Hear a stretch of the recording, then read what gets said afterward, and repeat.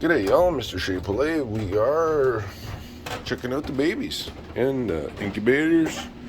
There was the incubators. And we're gonna sneak up on the babies.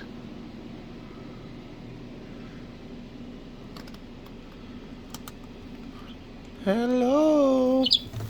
Daddy's home. Oh, girls. Where's all the babies? Where's all the babies?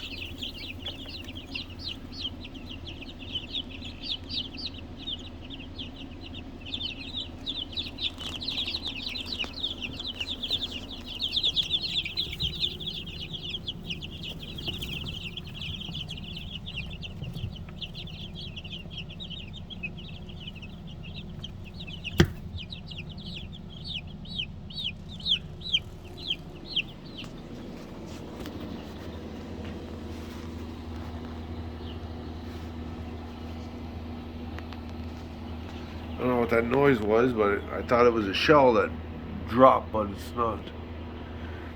So, this is just an old incubator, obviously. I ordered so I have another one underneath, a little giant. It's brand spanking new. It's a model 12300, the deluxe model. Now, I would show you the rest of it, but I don't want to move it. But I have another auto turner.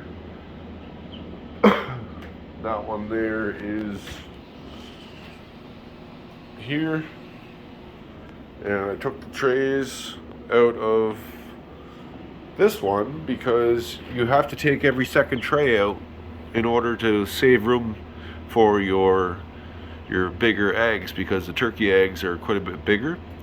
Now, I had two fall out, but honestly I think that was because the kids came downstairs, possibly.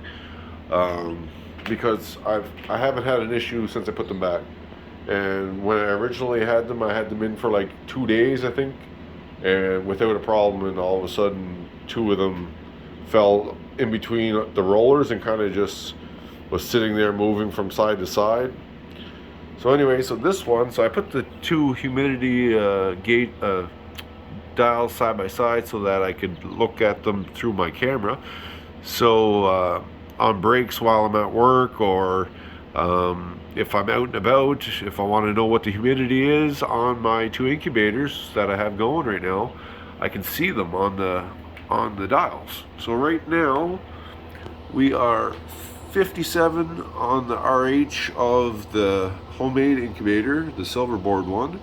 My temperature is 37.7.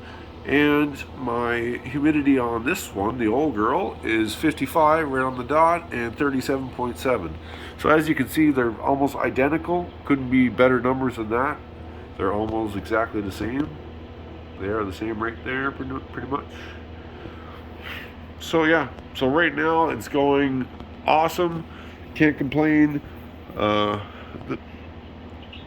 I incubate more and learn more, it's all about growing and getting better at what you do. And something that I learned along the way is your temperature.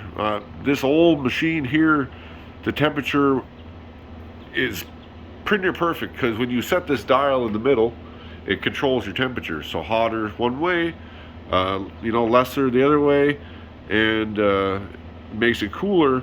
And this one adjusts amazing. This design is a really neat design. Now on this one is obviously all digital. You just push the number in. Once I get my power cord. So the reason that this here, I couldn't get this to go, the power cord, this was given to me, and the power cord was missing. So I had like an RC car charger and stuff that had like the same kind of pin cord.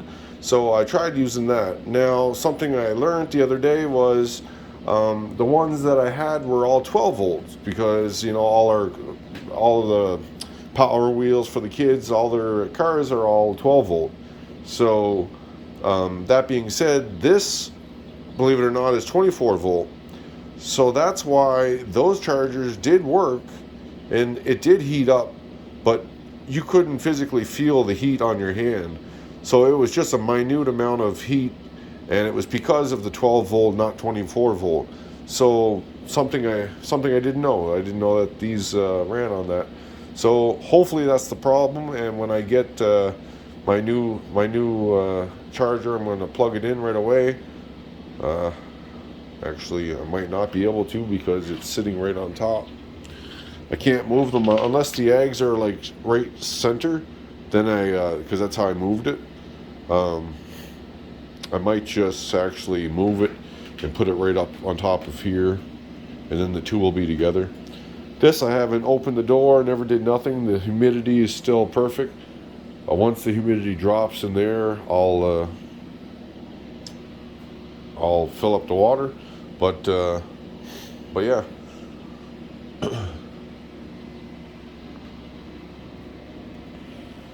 Dandy machine I built, and it only took me about probably an hour of work, and it's very, very simple design. I actually have pieces.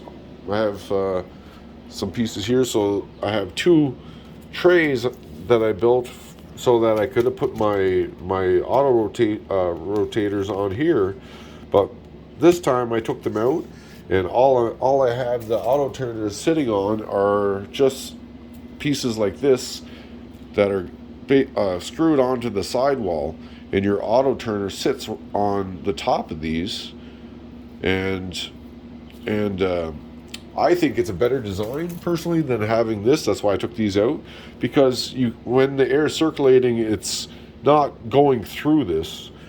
When you have these set up, the air is just going to pass right through this. So it's common sense. So obviously I wasn't thinking the first time until I built it, and then just like I said, get better at what you're doing. So this thing here, I hatched 17 birds in it. This thing here, I hatched 13 birds in it. Or no, the other way around. 13 in this one and 17 in this one. These were the ones that had the Silkies. So all these little, all these big ones, they were hatched in that one.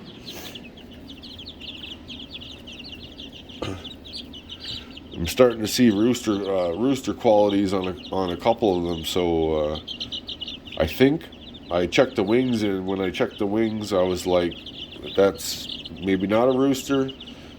Oh, this one here has feathered feet, like really. It's a Brahma mixed with something.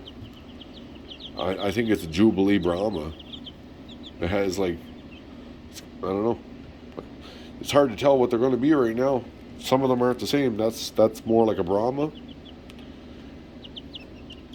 That's more like a Brahma, but this one here has the dotted face. That one there is obviously a Jubilee, 100%. But it has feathered. I think the legs were feathered. So if the legs are feathered, it's a Brahma mixed with Jubilee, which was one that I wanted to see what the combo kind of looked like. Because if it looks really nice, which is kind of the nice thing about having purebreds, because you can breed the purebreds with each other and see what breeds you like mixed together. So that's something I learned on the girls I have in my coop right now. Which ones, this is the reason I hatched these, is because they're my favorite ones. The Silkies I just got because I wanted to do them last year, and this year I decided I'm going to do them. So these are all the Silkies. Pretty cute. All different colors. And then you got all the adult ones all hanging out together.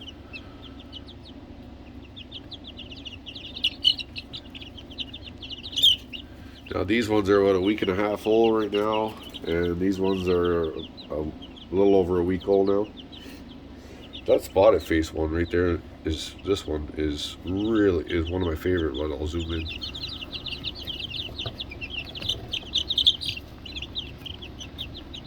And then there's a buff one right there too, so I'm thinking that's Bert's baby, but I don't know what he would be mixed with.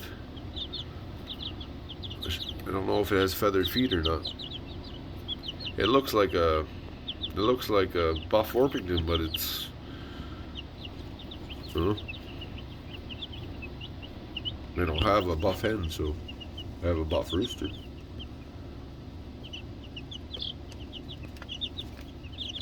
The little Silky pops out of there.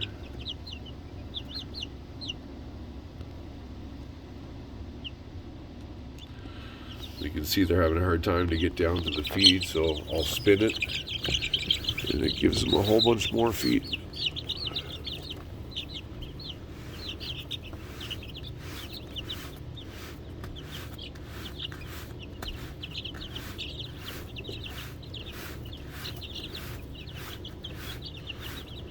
Makes the feed go down, and they don't have to work so hard at it. And I keep my little syringe of water, which keeps it nice and not warm, but you can see it's warm enough. And what I do is I add that to my incubator. So I built a little I forgot to show you guys. I built a little like syringe. So I have a airline hose right here that goes in through the little gap that they have in the incubator that's already there, and I put a little syringe on the end, and all I do is I take that big syringe and I just pump it in the hole, and it goes right down into the reservoir.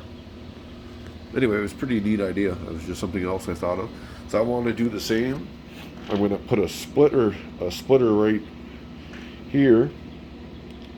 I have a double already. I have a single to a double already. I'm going to add it right here. So I'm going to add 2 lines, and I'm going to add one that goes into this one.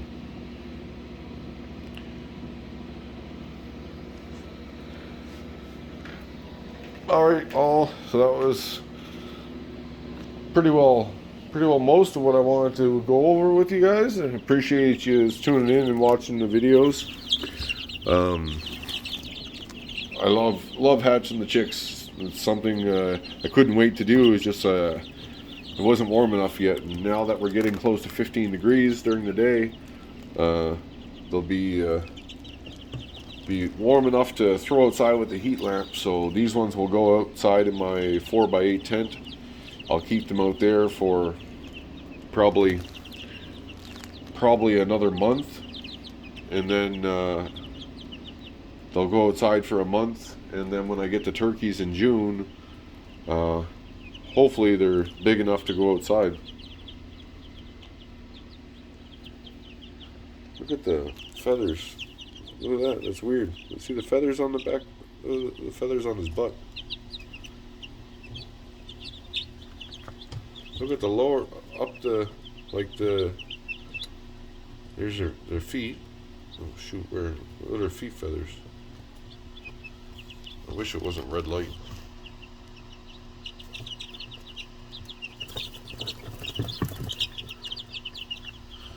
Yeah, there's more than just her. There's these ones too. These are mixed. They must be mixed. They can't be just purebred Brahmas. They don't look like the purebred Brahmas were that, this one. Right here. This one here's purebred. I don't think those are.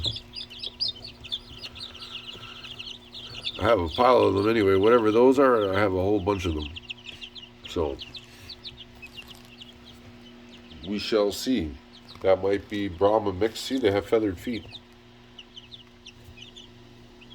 They got feathered feet. I think they're Jubilee Brahmas. I'm telling you. That's what my gut's telling me. Jubilee Brahmas. And that one right there in the middle looks like a rooster. Anyway. We shall see, and we shall see again, because I'm incubating more. So we got, in this one right now, we have just one tray of these. So hopefully the same birds again. So hopefully a couple more Brahmas. See, this one right here is a Silver Lace Orpington. I only got one. I think it's a girl, but I don't know. Just 2 different lengths of wings, but it's really hard to tell. I keep checking them every couple days because their wings keep on growing, right? So they're starting to... See, I was told, it's by a video I watched, that, see the tips where it's darker here? That's how much of their wings have grown since they've been a chick pretty well. So it keeps growing and growing and growing daily. Well, roosters will have shorter tips compared to hens. Hens will have longer tips. That's what I gather. Whether it's true or not, I don't know. Same as the whole grabbing them by the neck thing. So you take a bird like this. Now that's a big bird. I'm gonna guess it's a rooster. It has giant legs. His wings. Let's see if he puts his wings out for me. Yeah. So they're all the same length. See his wings? They're all the same length.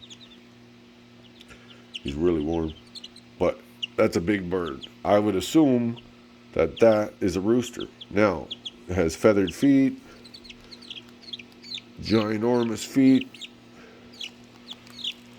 Now, if you take it, roosters are supposed to just lay their legs out and take the choking. Not choking, but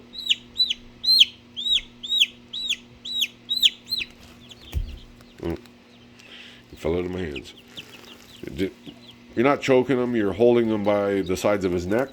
And hens usually, or maybe I got it backwards, but that's supposed to be another way. One just lays there and dangles, and the other one will kick and do what that one just did.